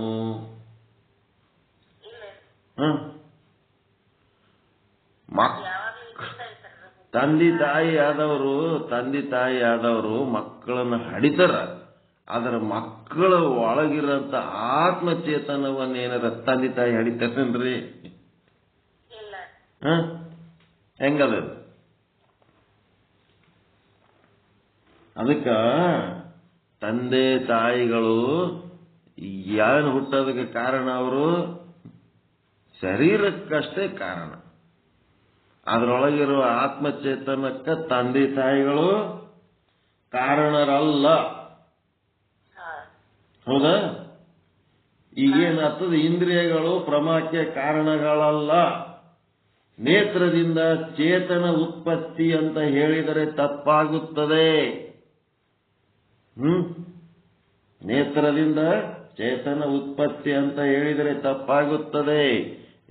ನಾನೇ ನಿನಗೆ ಹಡದೀನಿ ಅಂತ ಹೇಳಕ್ಕೆ ಮಕ್ಕಳಿಗೆ ಅನ್ಕೋತಾದ್ರಿ ಅಂತಂದ್ರ, ಶರೀರ ಹಡದಿರ್ಬೋದು, ಆತ್ಮ ನೀವೇನ್ ಹಡದಿರ್ತೀರಿ? ಈ ಜಗತ್ತಿಗೆ ಏನ್ ಮಾಡಿರಿ? ಅವ್ರ ದೇಹವನ್ನು ತಂದಿರ್ತೀರಿ ಅಷ್ಟೇ, ಅವ್ರ ಆತ್ಮವನ್ನ ನೀವು ತಂದಿರಂಗಿಲ್ಲ. ಅದಕ್ಕೆ ಕಾರಣ ಚೇತನವು ಏನದಪ್ಪ ಅಂತಂದ್ರೆ ಉತ್ಪತ್ತಿ ರಹಿತ. ಅದು ಚೇತನದೊಳಗೆ ಉತ್ಪತ್ತಿ ಆಗಂತದ್ದು ಏನಿಲ್ಲ, ನಾಶ ಆಗಂತದ್ದು ಏನಿಲ್ಲ. ಇಂದ್ರಿಯಗಳು ಚೇತನಕ್ಕೆ ಏನದವ ಅಂದ್ರೆ ಚೇತನಕ್ಕೆ ಕಾರಣಗಳು ಆಗುವುದಿಲ್ಲ. ಇಂದ್ರಿಯಗಳಿಗೆ ಒಂದು ಸ್ವಲ್ಪ ಹಿಂದಕ್ಕೆ ಸರಿಸಿ ಈಗೇನ್ ಮಾಡ್ಲಕತ್ತಾರ, ಅಂತಃಕರಣಕ್ಕೆ ತಗೊಂಡು ಹೋಗ್ಲಕತ್ತಾರ. ತಥಾಪಿ ಆದಾಗ್ಯಾದರೂ ಚೇತನದಲ್ಲಿ ಪ್ರಮಾ ವ್ಯವಹಾರವನ್ನು ಸಂಪಾದನೆ ಮಾಡುವ ವೃತ್ತಿಯಾದರೂ ಕೂಡ ಪ್ರಮಾ ಎಂದು ಹೇಳಲ್ಪಡುತ್ತದೆ. ಏನು? ಚೇತನದಲ್ಲಿ ಪ್ರಮಾ ವ್ಯವಹಾರವನ್ನು ಮಾಡುವ ಅಂದ್ರೆ ಸಂಪಾದನೆ ಮಾಡುವ ವೃತ್ತಿಯನ್ನು ಕೂಡ ಪ್ರಮಾ ಎಂದು ಹೇಳಲ್ಪಡುತ್ತದೆ. ಇದು ತುಂಬಾ ಗಂಭೀರವಾದ ವಿಷಯ ಮತ್ತು ಆಳವಾದ ವಿಚಾರ, ಗಹನವಾದ ವಿಚಾರ. ನಿನ್ನಿಕ್ಕಿಂತ ಇನ್ನೂ ಡೀಪ್ ಕರ್ಕೊಂಡು ಹೋಗ್ತಾರೆ. ಚೇತನದಲ್ಲಿ ಪ್ರಮಾ ವ್ಯವಹಾರ ಇಲ್ಲ, ಚೇತನದೊಳಗ ಪ್ರಮಾ ವ್ಯವಹಾರ ಇಲ್ಲ. ಚೇತನವು ಅಖಂಡವಾಗಿದೆ, ಅಲ್ಲಿ ವ್ಯವಹಾರಗಳು ಏನೇನೂ ಇಲ್ಲ, ಅದು ಅಖಂಡವಾಗಿದೆ. ಅದರಲ್ಲಿ ಪ್ರಮಾ ವ್ಯವಹಾರವಿಲ್ಲ. ವ್ಯವಹಾರ ಇರಬೇಕಾದರೆ ಖಂಡ ಭೇದ ಇರಬೇಕು. ಅದಕ್ಕೆ ಖಂಡ ಭೇದ ಇರಕ್ಕೇನಂತಾರೆ? ವ್ಯವಹಾರಂ ದ್ರೋಹ ಚಿಂತನಂ. ಈ ಪ್ರಮಾ ವ್ಯವಹಾರ ಅಂತೇಳಿ ಬಳಸಿ ಅಲ್ಲಿನೂ ನಾವೇನ್ ಮಾಡ್ತೀವಿ, ಪ್ರಮಾ ಅನ್ನಂತ ಶಬ್ದ ಬಳಸ್ತೀವಿ. ನಿಜವಾಗಿ ನೋಡಿದ್ರೆ ಆ ಪ್ರಮಾದೊಳಗೆ ಯಾವ ವ್ಯವಹಾರಗಳು ಇಲ್ಲ. ಒಂದರಿಂದಲೇ ವ್ಯವಹಾರವಾಗಲಾರದು. ಎರಡು ಅಥವಾ ಎರಡಕ್ಕಿಂತ ಹೆಚ್ಚು ಇರಬೇಕಾಗ್ತದೆ ವ್ಯವಹಾರ ಮಾಡಬೇಕಾದ್ರೆ. ಹಿಂಗಾಗಿ ಪ್ರಮಾರೂಪ ವ್ಯವಹಾರ ಅಂತನೂ ಏನು ಹೇಳಕ್ ಬರಂಗಿಲ್ಲ. ಆತ್ಮದೊಳಗ ವ್ಯವಹಾರ ಇಲ್ಲ, ಆತ್ಮ ಒಂದೇ ಆದ. ಅದಕ್ಕೆ ಅದು ಪ್ರಮಾರೂಪವಿದೆ, ಅದು ಜ್ಞಾನ ರೂಪವಿದೆ. ದೃಷ್ಟಾಂತ, ಒಂದು ದೃಷ್ಟಾಂತ ಹೇಳ್ತಾರೆ. ಇದಕ್ಕೇನು ಹೇಳ್ತಾರ? ಕಲ್ಲು ಸಕ್ಕರೆ ಸಿಹಿ ರೂಪವಿದೆ. ಕಲ್ಲು ಸಕ್ಕರೆ ಡಬ್ಬಿಯಲ್ಲಿರುವಾಗ, ಕಲ್ಲು ಸಕ್ಕರೆ ನಾಲಿಗೆ ಮೇಲೆ ಇಟ್ಟಾಗ ಅದು ಸಿಹಿ ರೂಪ ಅದ. ಕಲ್ಲು ಸಕ್ಕರೆ ಡಬ್ಬಿಯಾಗಿಟ್ಟಾಗ ಸಿಹಿಯ ವ್ಯವಹಾರವಾಗುವುದಿಲ್ಲ. ಕಲ್ಲು ಸಕ್ಕರೆ ಡಬ್ಬಿಗೆ ಇತ್ತು ಅಂತಂದ್ರೆ ನಿಮ್ ನಾಲಿಗೆಗೆ ರುಚಿ ಅನಿಸ್ತದೇನ್ರಿ? ಅದು ನಾಲ್ಗಿಗೆ ಸ್ಪರ್ಶ ಆಗಬೇಕು. ಸಿಹಿಯ ವ್ಯವಹಾರ ಆಗುವುದಿಲ್ಲ ಕಲ್ಲು ಸಕ್ಕರೆ ಡಬ್ಬಿಯಲ್ಲಿದ್ದಾಗ. ಸಿಹಿಯ ಸ್ವರೂಪವೇ ಇದ್ದರೂ ಹೊರಗಡೆ ಸಿಹಿಯ ವ್ಯವಹಾರವಿಲ್ಲ. ಯಾವಾಗ ಅದು ನಾಲಿಗೆ ಸಂಬಂಧವಾದರೆ ಸಿಹಿಯ ವ್ಯವಹಾರ ಉಂಟಾಗುತ್ತದೆ. ಕಲ್ಲು ಸಕ್ಕರೆಯಲ್ಲಿ ವ್ಯವಹಾರವಿಲ್ಲ. ಕಲ್ಲು ಸಕ್ಕರೆ ತಾನೇ ಸಿಹಿ ಇದ್ರೂ ಕೂಡ ಅಲ್ಲೇನು ಸಿಹಿಯ ವ್ಯವಹಾರ ಇಲ್ಲ. ಆ ಸಿಹಿಯ ವ್ಯವಹಾರ ಎಲ್ಲಿ ಚಾಲು ಆಗ್ತದ? ನಾಲ್ಗಿಗೆ ಬಂದ್ರೆ ಮಾತ್ರ ಅದು ಸಿಹಿಯ ವ್ಯವಹಾರ ಆಗ್ತದ. ಅದು ಸಿಹಿ ಇದ್ರೂ ಅದ್ರಾಗೇನು ವ್ಯವಹಾರ ಇಲ್ಲ. ಕಲ್ಲು ಸಕ್ಕರೆ ಸಿಹಿ ಇದ್ರೂ ಆ ಸಿಹಿಯ ವ್ಯವಹಾರ ಕಲ್ಲು ಸಕ್ಕರೆ ಡಬ್ಬಿಯಾಗಿದ್ದಾಗ, ಡಬ್ಬಿ ಒಳಗಿದ್ದ ಕಲ್ಲು ಸಕ್ಕರೆ ಒಳಗೆ ಸಿಹಿಯ ವ್ಯವಹಾರ ಆದೇನ್ರಿ ಅಂತ ಕೇಳಕತ್ತಾರ. ಇಲ್ಲ. ಹಾಂಗ ಇದು ಒಳಗ ಪ್ರಮಾ ಚೇತನ ಏನದ ಅಂತಂದ್ರ ತನ್ನ ಪಾಡಿಗೆ ತಾನು ಇದ್ದಾಗ ಯಾವ ವ್ಯವಹಾರಗಳು ಇಲ್ಲದ. ಇಂದ್ರಿಯ ವ್ಯವಹಾರ ಬಂದಾಗ ಮಾತ್ರ ಅದು ರುಚಿ ಅನ್ನಿಸ್ತದೆ ಹೊರತು ಅದು ಸ್ವತಃ ತನ್ನೊಳಗೆ ಯಾವ ವ್ಯವಹಾರಗಳು ಇಟ್ಟುಕೊಂಡಿಲ್ಲ. ಕಲ್ಲು ಸಕ್ಕರೆ ಒಳಗ ಸಿಹಿಯ ವ್ಯವಹಾರ ಹೆಂಗಿಲ್ಲೋ ಹಂಗ ಪ್ರಮಾ ಚೇತನದೊಳಗೂ ಕೂಡ ಯಾವುದೇ ರೀತಿಯ ವ್ಯವಹಾರಗಳು ಇಲ್ಲ. ಡಬ್ಬ್ಯಾಗಿಟ್ಟು ಕಲ್ಲು ಸಕ್ಕರೆ ಇದ್ದಂಗದವು ತನ್ನ ಪಾಡಿಗೆ ತಾನು. ಅದಕ್ಕೆ ಸಿದ್ಧಾಂತ ಏನ್ ಹೇಳ್ತಾರ? ಅರಿವಿನಲ್ಲಿ ವ್ಯವಹಾರವಿಲ್ಲ, ಅರಿವಿನೊಳಗೆ ವ್ಯವಹಾರ ಇಲ್ಲ. ಅದನ್ನೇ ಸಿದ್ಧಾಂತ ಮಾಡೋರೀಗ. ಪ್ರಮಾಚೇತನದ ಬಗ್ಗೆ ಹೇಳ್ಕೊತ ಹೋಗ್ಲಕತ್ತಾರ. ಅನುಭವಿಸುವ ಮಾತುಗಳಿವೆಲ್ಲ ಅನುಭವಕ್ಕೆ ಬರ್ಲಕತ್ತದ. ಮುಖ್ಯ ಅನಿಸ್ತವ ಇಲ್ಲ ಇವು? ಅದು ಶಾಶ್ವತವಾಗ್ಯದ, ಅಜನ್ಯ ಅದ. ಇಂದ್ರಿಯಗಳಿಂದ ಅದು ಏನಾಗ್ಯದ, ಅಲ್ಲಿ ಅದರಿಂದ ಅದು ಉತ್ಪನ್ನ ಆಗ್ಯದ ಅಂತ ಹೇಳಕ್ ಬರಲ್ಲ. ವಿಷಯಗಳನ್ನ ನೀವು ಸೃಷ್ಟಿ ಮಾಡಬಹುದು, ಆದ್ರೆ ಆ ವಿಷಯದೊಳಗಿರೋ ಉಪಯುಕ್ತ ಚೇತನ ನಿಮ್ಮ ಇಂದ್ರಿಯದಿಂದ ಸೃಷ್ಟಿ ಮಾಡ್ಲಿಕ್ಕೆ ಆಗಂಗಿಲ್ಲ. ಹಿಂಗಾಗಿ ಅವು ಇಂದ್ರಿಯ ಜನ್ಯವಲ್ಲ, ಅವುಗಳಿಗೆ ಕರಣ ಅನ್ನಂಗಿಲ್ಲ. ಮತ್ತ ಅಂತಃಕರಣ ಅಂತೇಳಿ ಏನು ವ್ಯವಹಾರ ಮಾಡ್ತೀರಿ, ಆ ವ್ಯವಹಾರ ಕೂಡ ಎದರಾಗಿಲ್ಲ, ಆ ಪ್ರಮಾಚೇತನದೊಳಗಿಲ್ಲ. ಅರಿವಿನಲ್ಲಿ, ಅರಿವಂದ್ರು ಪ್ರಮಾಚೇತನ, ಅರಿವಂದ್ರು ಅದೇ. ಅರಿವಿನಲ್ಲಿ ವ್ಯವಹಾರವಿಲ್ಲ. ಅರಿವಿನಲ್ಲಿ ಅಂದ್ರೆ ಪ್ರಮಾದಾಗ ವ್ಯವಹಾರವಿಲ್ಲ. ಆ ಅರಿವಿಗೆ ವೃತ್ತಿಯು ಯಾವಾಗ ಉಪಾಧಿಯಾಗುವುದೋ ಆವಾಗ ಜ್ಞಾನದ ವ್ಯವಹಾರ ಉಂಟಾಗುತ್ತದೆ. ನಿಮ್ಮ ಅಂತಃಕರಣ ವೃತ್ತಿ ಏನಾಗ್ತದ, ಆ ಅರಿವಿನ ಜೊತೆಗೆ ಯಾವಾಗ ಉಪಾಧಿಯಾಗಿ ನಿಲ್ತದೋ ಆವಾಗ ವ್ಯವಹಾರ ಆಗ್ತದ. ಹೇಳ್ರ, ವ್ಯವಹಾರ ಯಾವಾಗ ಆಗ್ತದ? ವೃತ್ತಿ ಉಪಾಧಿ ಆದಾಗ, ವೃತ್ತಿಯ ಉಪಾಧಿ ಉಂಟಾದಾಗ.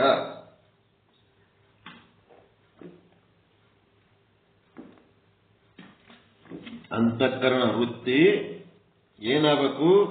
ಉಪಾಧಿ ಆಗ್ಬೇಕು ಆ ಚೇತನಕ್ಕ, ಆವಾಗ ಅದು ವ್ಯವಹಾರ. ಈಗ ಚೇತನ ಸರ್ವವ್ಯಾಪಕವಾಗ್ಯದ. ಸರ್ವವ್ಯಾಪಕವಾದಂಥ ಚೇತನ ಘಟ ಉಪಹಿತ ಚೇತನ ಅಂತ ಅನಿಸ್ಕೋಬೇಕಾದ್ರೆ ಅಲ್ಲಿ ಏನ್ ಬೇಕು? ಯಾವ ಉಪಾಧಿ? ಘಟ ಉಪಾಧಿ. ಘಟ ಅನ್ನೋ ಉಪಾಧಿ ಬೇಕಾಗ್ತದ. ಘಟ ಎಲ್ಲದಂದ್ರೆ ನಿಮ್ಮ ವೃತ್ತಿ ಒಳಗ, ನಿಮ್ಮ ಬುದ್ಧಿ ಒಳಗದ. ಈಗ ಅಲ್ಲಿ ಘಟ ಬೇಕಲ್ಲ, ಘಟ ಇದ್ರೆ ಘಟ ಉಪಯುಕ್ತ ಚೇತನ ಅನ್ನಿಸ್ತದ. ಘಟನೆ ಇಲ್ಲ ಅಂತಂದ್ರೆ ಅಲ್ಲಿ ಸರ್ವವ್ಯಾಪಕ ಚೇತನ. ಹಂಗ ಇಲ್ಲೇನದ?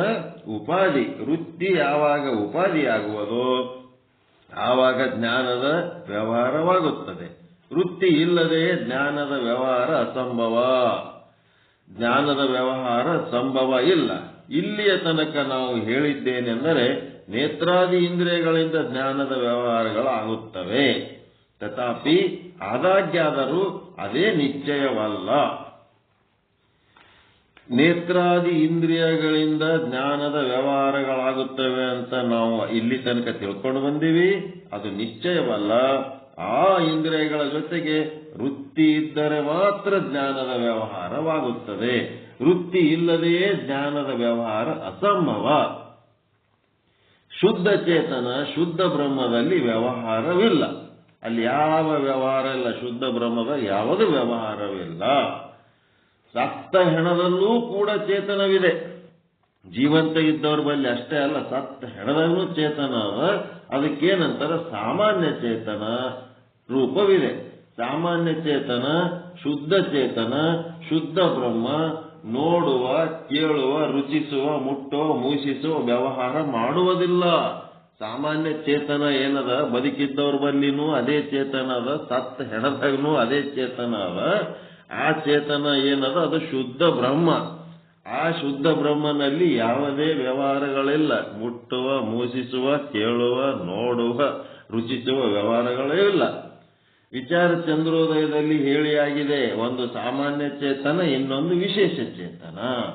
ಆ ವಿಶೇಷ ಚೇತನದಲ್ಲಿ ಏನಾಗ್ತದ? ವೃತ್ತಿ ವ್ಯವಹಾರಗಳು ಬರ್ತಾವ, ವೃತ್ತಿಗಳು ಬರ್ತಾವ, ವ್ಯವಹಾರಗಳು ಬರ್ತಾವ. ಸಾಮಾನ್ಯ ಚೇತನದ ವೃತ್ತಿ ಇಲ್ಲ, ವ್ಯವಹಾರ ಇಲ್ಲ. ಸಾಮಾನ್ಯ ಚೇತನದಲ್ಲಿ ವ್ಯವಹಾರವಿಲ್ಲ, ಕಾರಣ ಅಲ್ಲಿ ಉಪಾಧಿ ಇಲ್ಲ, ಅದು ನಿರುಪಾಧಿಕವಾಗಿದೆ. ವಿಶೇಷ ಚೇತನದಲ್ಲಿ ವ್ಯವಹಾರವಿದೆ, ಕಾರಣ ಅದು ಉಪಾಧಿಯೊಂದಿಗೆ ಕೂಡಿಕೊಂಡಿದೆ, ಸೋಪಾಧಿಕವಾಗಿದೆ. ವಿಶೇಷ ಚೇತನ ಯಾವಾಗ ಸೋಪಾಧಿಕ ಆಗ್ತದ ಆವಾಗ ಅಲ್ಲಿ ವ್ಯವಹಾರಗಳು ಚಾಲು ಆಗ್ತಾವ. ಹಾಗಂತ ಎರಡು ಚೇತನಗಳಿಲ್ಲ, ಒಂದೇ ಚೇತನ ಎರಡು ವಿಧವಾಗಿ ಕೆಲಸ ಮಾಡುತ್ತದೆ. ನಿರುಪಾಧಿಕವಾಗಿ ಕೇವಲ ಸತ್ತೆ ತನ್ನ ಅಸ್ತಿತ್ವ ಉಳ್ಳದ್ದಾಗಿ ಎಲ್ಲಕ್ಕೂ ತನ್ನ ಅಸ್ತಿತ್ವವನ್ನು ಒದಗಿಸುತ್ತದೆ. ಸೋಪಾಧಿಕವಾಗಿ ಇಂದ್ರಿಯ ವ್ಯವಹಾರಗಳನ್ನು ಮಾಡುತ್ತಾ ಜ್ಞಾನವನ್ನು ಉಂಟು ಮಾಡುತ್ತದೆ. ನಿರುಪಾಧಿಕವಾಗಿ ತನ್ನ ಅಸ್ತಿತ್ವವನ್ನು ಕೊಡ್ತದೆ, ಸೋಪಾಧಿಕವಾಗಿ ಅಲ್ಲಿ ಜ್ಞಾನವನ್ನು ಉಂಟು ಮಾಡ್ತದೆ. ಎರಡು ಚೇತನಗಳ ಇಲ್ಲ ಅಲ್ಲಿ, ಸಾಮಾನ್ಯ ಚೇತನ ವಿಶೇಷ ಚೇತನ ಅಂತ ಎರಡು ಇಲ್ಲ. ಚೊಕ್ಕ ಚಿನ್ನ ಆಭರಣ ಚಿನ್ನ ಅಂತ ಎರಡು ಇಲ್ಲ ಅಲ್ಲಿ. ಚೊಕ್ಕ ಚಿನ್ನನೇ ಏನಾಗ್ಯದ, ಆಭರಣ ಆಗ್ಯದ, ಬಂಗಾರ ಆಭರಣ ಆಗ್ಯದ. ಅಲ್ಲಿ ಬರೀ ಬಂಗಾರ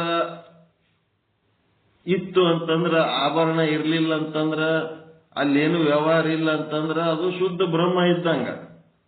ಯಾವಾಗ ಅದು ಆಭರಣ ಆಯ್ತು ಅಂತಂದ್ರ ಚಿನ್ನ ಎಲ್ಲಾರು ಹೋಯ್ತೇನು? ಚಿನ್ನ ಅಲ್ಲೇ ಅದ. ಏನ್ ಮಾಡ್ಯದ? ಚಿನ್ನ ಆಭರಣಕ್ಕ ತನ್ನ ಅಸ್ತಿತ್ವವನ್ನು ಕೊಟ್ಟದ. ಕೊಟ್ಟೇನಾಗ್ಯದ, ಒಂದು ಆಕಾರ ತಾಳೆದದು, ಆಭರಣದ ಆಕಾರ ತಾಳೆದ. ಆಕಾರ ತಾಳಿದ್ದಕ್ಕೆ ಅದೇನಾಗ್ಯದ, ಸೋಪಾಧಿಕ ಆಗ್ಯದ. ಅದಕ್ಕೆ ನಾಮರೂಪಗಳು ಬಂದುಬಿಟ್ಟಾವ. ಅದು ಆಕಾರ ತಾಳಿ ನಾಮರೂಪ ಆಭರಣದ ಹೆಸರು ಹೇಳ್ಕೊಳಕತ್ತದಂದ್ರೆ ಬಂಗಾರ ಕಡೆ ಹೋಗ್ಯದೇನು? ಆಭರಣ ಸೋಪಾಧಿಕ. ಅಲ್ಲಿ ಅಂತಃಕರಣ ವ್ಯವಹಾರಗಳು ನಡೆದು ಅದಕ್ಕೊಂದು ನಾಮರೂಪ ಕೊಟ್ಟಿವಿ. ಅದರೊಳಗೆ ಬಂಗಾರದ ಒಳಗೆ ಅದು ಆಕಾರ ತಾಳೆ. ಬಂಗಾರ ಬಿಟ್ಟು ಏನಾರ ಆಕಾರ ತಾಳೆದೇನು?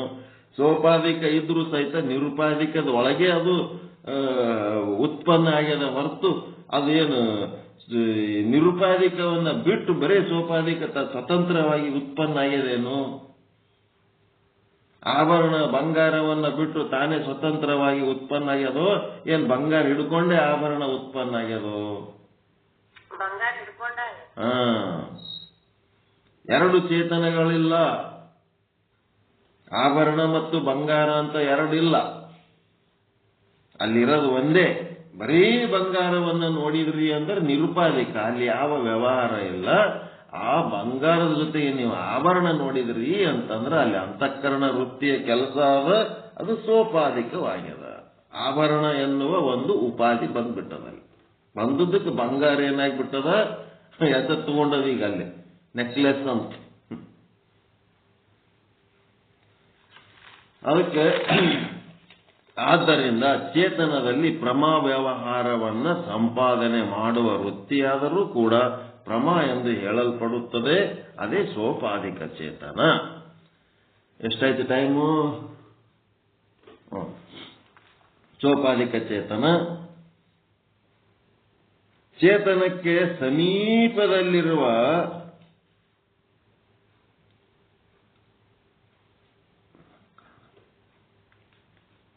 ಆಯನಂತಃಕರಣ ವೃತ್ತಿ ಅಂತಾರೆ. ಇದಕ್ಕೆ ಏನಂತಾರ? ಆಯನಂತಃಕರಣ ವೃತ್ತಿ. ಚೇತನಕ್ಕೆ ಸಮೀಪದಲ್ಲಿರುವ ಆಯನ ಅಂತಃಕರಣ ವೃತ್ತಿ ಏನಿದೆಯಲ್ಲ ಅದನ್ನ ಪ್ರಮಾ ಅಂತಾರೆ.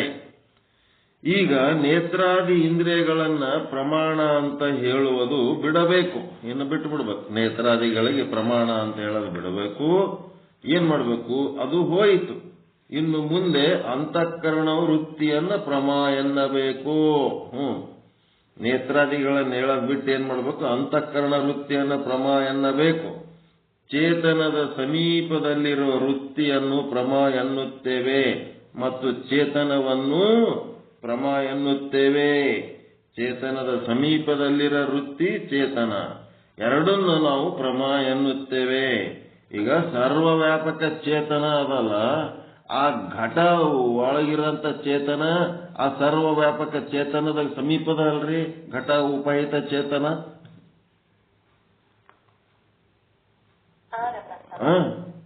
ಘಟದ ಉಪಹಿತ ಚೇತನ ಮತ್ತು ಆ ಸರ್ವವ್ಯಾಪಕ ಚೇತನ ಎರಡು ಸಮೀಪದವಲ್ಲ, ಅವಕ್ಕೆ ಪ್ರಮಾ ಅನ್ಬೇಕು.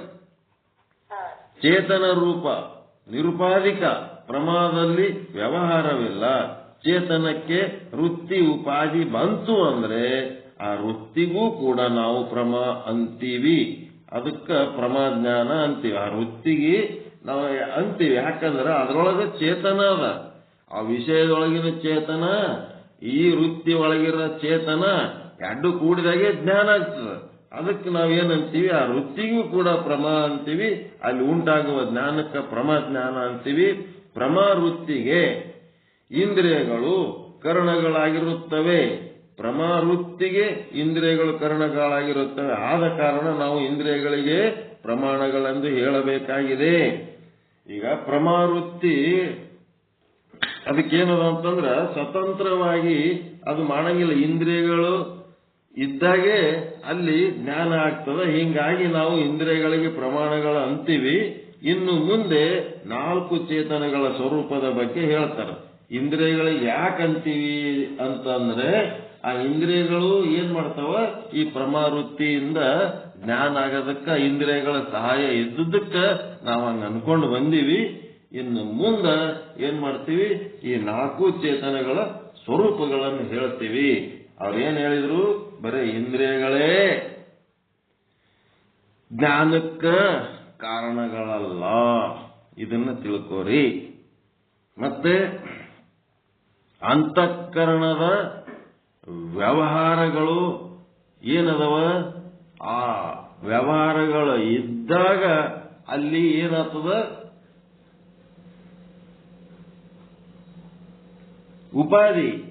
ಉಪಾಧಿ ಬಂದಾಗ ಅಲ್ಲಿ ಒಂದು ಜ್ಞಾನ ಆಗ್ತದೆ, ಅಲ್ಲಿ ವ್ಯವಹಾರ. ಆದ್ರೆ ಬರೀ ಅಂತಃಕರಣ ತಾನೇ ಇದ್ಯಾವುದು ಚೇತನ, ಪ್ರಮಾಚೇತನ ಏನು ವ್ಯವಹಾರ ಇಲ್ಲದ ಸುಮ್ಮದ. ಅದು ಸುಮ್ಮಿದ್ದ ಮೇಲೆ ಅದಕ್ಕೆ ಯಾವ ಜ್ಞಾನ ಆಗಲ್ಲ, ಏನಾಗಲ್ಲ. ತನ್ನೊಳಗೆ ತಾನೇ ತನ್ನ ಸ್ವರೂಪದಾಗ ತಾನಿರ್ತದ. ಕಲ್ಸಕ್ರಿ ಡಬ್ಬ್ಯಾಗ ಸಿಹಿ ಇದ್ರು ತನ್ನ ಪಾಡಿ ತಾನು ಹೆಂಗಿರ್ತದ ಹಂಗಿರ್ತದ. ಯಾವಾಗ ಇಂದ್ರಿಯಗಳ ಉಪಾಧಿಗಳು ಇವೆಲ್ಲ ಬಂದು ಅಂತಂದ್ರ ಅಂತಃಕರಣದ ಉಪಾಧಿಗಳು ಏನ್ ಬರ್ತಾವಲ್ಲ, ವೃತ್ತಿಗಳು, ಇವು ಬಂದಾಗ ಅಲ್ಲಿ ಏನಾಗ್ತದೆ, ವ್ಯವಹಾರ ಆಗ್ತದ. ಅದು ತನ್ನೊಳಗ ಶುದ್ಧ ಬ್ರಹ್ಮದೊಳಗೆ ಏನು ವ್ಯವಹಾರ ಇಲ್ಲ. ಅದೆಲ್ಲ ಹೊರಗಿನ ಇಂದ್ರಿಯಗಳು ಮತ್ತು ಒಳಗಿನ ಅಂತಃಕರಣ ಇವೆರಡೂ ಸೇರಿದ್ದಕ್ಕೆ ಅಲ್ಲಿ ಒಂದು ಜ್ಞಾನ ಏನು ಆಗ್ತದಲ್ಲ, ಆ ಜ್ಞಾನ ಈಗ ಮುಂದ ಅದರ 4 ಸ್ವರೂಪಗಳನ್ನ ಬಿಡಿಸಿ ಹೇಳೋರದರ. ಇವತ್ತಿಗೆ ಇದರ ಪೀಠಿಕೆ ಮುಗಿತು. ನಾಳೆ ಇನ್ನೊಂದು ಸಾರಿ ಈ ಪೀಠಿಕೆ ಬಗ್ಗೆ ಚಿಂತನೆ ಮಾಡಿ ಮುಂದ 4 ಒಂದು ಚೇತನಗಳ ಸ್ವರೂಪಕ್ಕೆ ಹೋಗ್ಬೇಕು. ಆ 4 ಚೇತನಗಳು ಪೂರ್ತಿ ಸರಿಯಾಗಿ ಅರ್ಥ ಮಾಡಿಕೊಂಡು ನಾವೇನ್ ಮಾಡ್ಬೇಕು, ಆ ಚೇತನವನ್ನ ಅನುಭವಿಸ್ಬೇಕು. ಏನು, ನಾನೇ ಅದರ ಸ್ವರೂಪ ಅದೀನಿ ಅಂತೇಳಿ ಅನುಭವಿಸ್ಬೇಕು. ಆಯ್ತು, ಟೈಮ್ ಆಯ್ತು. ಪರಮಾನಂದ ಪ್ರಾಪ್ತಿ ಭವ, ಸರ್ವ ದುಃಖ ನಿವೃತ್ತಿ ಭವ, ಇಷ್ಟಾರ್ಥ ಸಿದ್ಧಿರಸ್ತು, ಯಶಸ್ವಿ ಭವ. ಎಲ್ಲರಿಗೂ ಒಳಿತಾಗಲಿ, ಎಲ್ಲರಿಗೂ ಶುಭವಾಗಲಿ. ಜೈ ಶುದ್ಧ ಬ್ರಹ್ಮ, ಜೈ ಜೈ ಶುದ್ಧ ಬ್ರಹ್ಮ, ಜೈ ಶುದ್ಧ ಬ್ರಹ್ಮ, ಜೈ ಜೈ ಶುದ್ಧ ಬ್ರಹ್ಮ. ಓಂ ಶಾಂತಿ ಶಾಂತಿ ಶಾಂತಿ. ಶರಣಾರ್ಥಿಗಳು, ಎಲ್ಲರಿಗೂ ಶರಣಾರ್ಥಿಗಳು. ಲಿಂಕ್ ಚೇಂಜ್ ಮಾಡ್ಕೊಳ್ರಿ. ಆ ಕಡೆ ಹೋಗಮ್ಮ. 6ರಿಂದ 6:30 ಅತ್ತಾನೆ ಹೇಳ್ತಾರೆ. ಮುಂದೆ ನಿಮಗೆ ಇಷ್ಟ ಇದ್ರೆ ಆ ಕಡೆ ಮೈಸೂರು ಇದಕ್ಕೆ ಹೋರಿ, ಇಲ್ಲ ಇದೇ ಚಲೋ ಅನ್ಸಿದ್ರೆ ಇದು ಮಾಡಿ. ನಿಮಗೆ ನಿಮ್ಮ ಇಷ್ಟಕ್ಕೆ ಬಿಟ್ಟದ್ದು. ಮುಂದೆ ಲಿಂಕ್ಗಳು ಚೇಂಜ್ ಮಾಡ್ಕೊಳ್ಳೋದು ನಿಮಗೆ ಬಿಟ್ಟದ್ದು. ಯಾವತ್ತು ಚಲೋ ಅನ್ನಿಸ್ತದೆ ಅದು ನೀವು ಮಾಡ್ಕೊಳ್ರಿ.